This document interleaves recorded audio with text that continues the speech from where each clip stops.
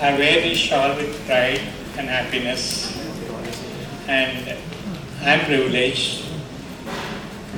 It's in the gathering of allied people, be it clinicians, embryologists, and students. The message I want to give is, in the field of ART, the embryologist is the silent hero. So the clinician takes the credit, but blames the embryologist when something goes wrong, not realizing the selection is wrong. And a lot of times we don't work as a team, or we don't trust each other as a team members. We should evolve and move forwards in that area. That is one thing. The second thing is, as the ART is evolving, like the slide shown by Prasad Garu and Dr. Patija, the incubator, the glass flask that you see in which Louis Brown was born, has moved leaps and bounds, and you don't recognize that as an incubator today. That is a change, but that does not mean it replaces embryologist. Embryologist sometimes is perceived by a lot of people as a technique, but it's an art, science, and an analysis, and that is where our fraternity is not being encouraged to pursue the analysis of a failure, analysis of an arrest. We only look at the good embryos. We never look at stain them and fix them on a slide to look at what is happening to a bad embryo. Unless you look at failures, then only success comes in. And embryologists should not be limited to the cell division. As in more and more knowledge is coming in, and single cell genomics are coming in, and single cell biochemistry, endocrinology is coming in. I wish and aspire our educators integrate to the embryologists the endocrinology and the genetical aspects at the molecular levels, so that they become a physician to the cell. We are only delivery of the genetic material to that physician of the cell, and we may ask that physician, can you help us? That is the world that is evolving today. The second thing is, ICSI is not everything. We say one sperm is adequate, but it's not adequate to give a healthy life sperm, healthy birth of a good quality life for 60 to 70 years or more. By the time you reach your 50s and 60s, our life expectancy can cross 100 years. Now it is 74 years in India. Turning into a self-physician, understanding that is the future. The third area which I wanted to emphasize is,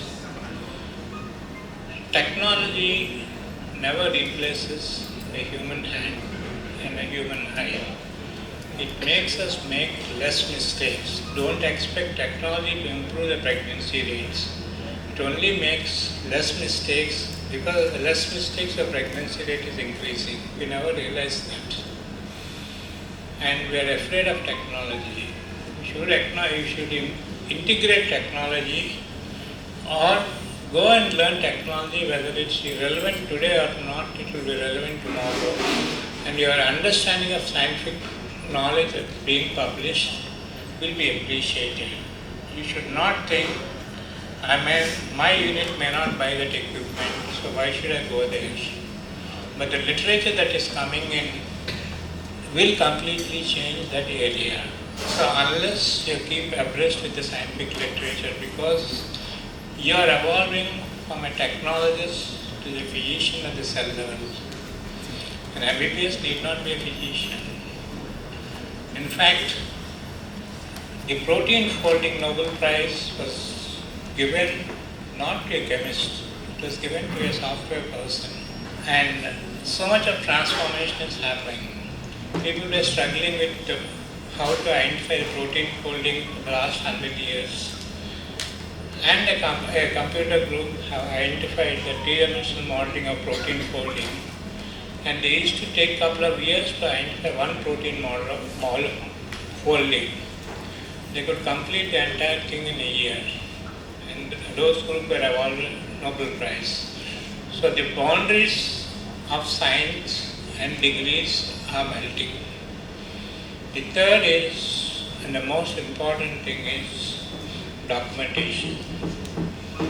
We are the custodians of the genetic material of the parent, and we have a responsibility to our patients to see that errors are minimized or eliminated in the handling of genetic material. We should not have egos of cross-checking and validating or double-checking. If technology is there, it helps it. If there is no technology, there is a second human being to validate. There are many ways, but ultimately, you and we are the custodian of the genetic material of the future generation. Not everybody wants a child. A lot of people want their own genetic child. And no mistake should happen. That's the other area. The fourth area which I personally feel is documentation. If you don't do documentation, I consider you did not do it. That will help everybody in the system to improve or analyze things. Because we don't analyze things at least 15 days till the result comes in. And there's no documentation in your memory, it fades.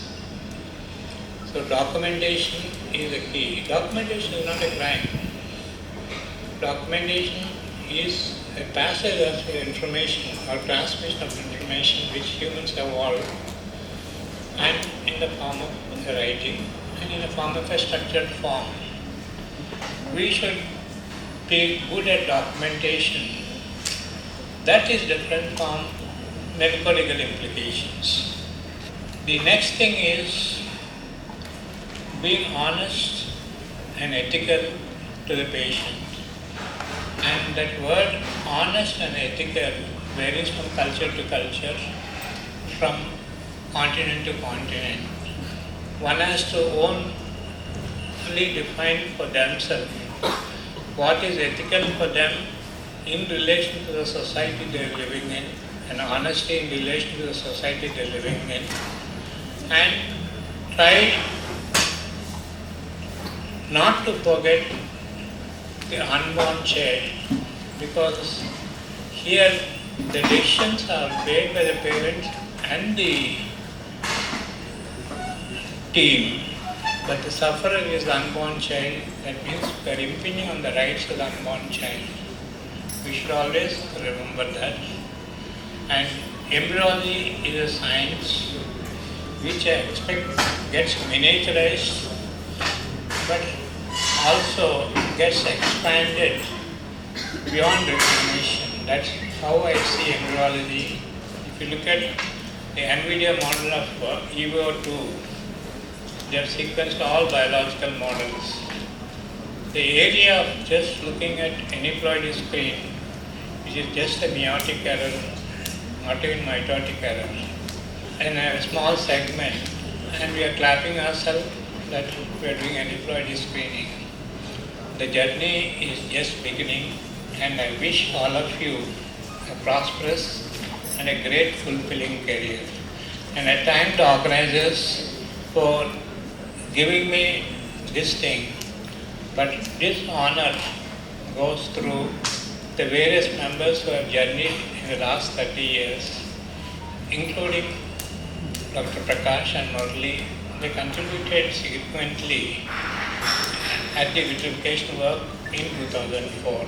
In moving away, a child moves away, a daughter moves away from the house. There is a pain, but as they prosper, there is a happiness. That's my feeling towards them.